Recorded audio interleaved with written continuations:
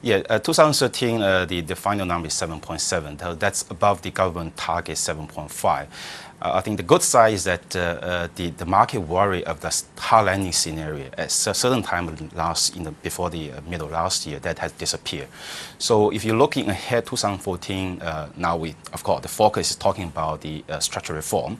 So the good news that now if you talk about macro background, we are in the comforting background that you can push for reform because the growth momentum is quite stable. But cautious side is that if you compare third quarter versus fourth quarter, I would say there's some slowdown in the fourth quarter. So in that sense, I would say the concern is that if you particularly focus on the structural reform, the near-term impact on growth may be negative. So in that sense, how to combine these two policy objectives, reform and growth, that's still a tough question for the policymakers.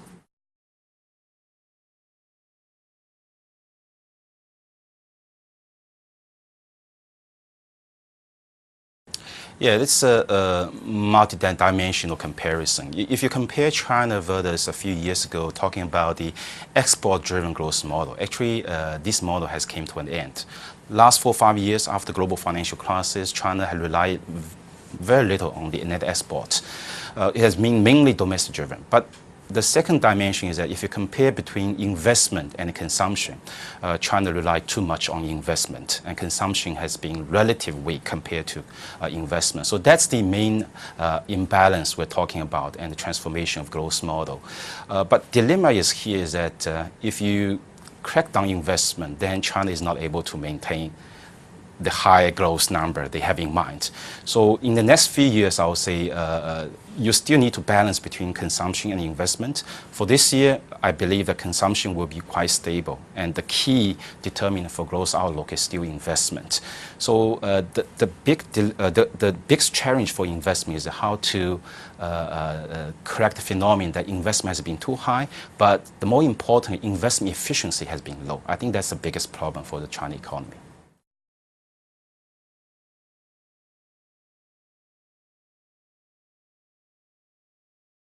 Yeah, as we said, the biggest challenge is how to balance between reform and growth, because these two could be conflicting.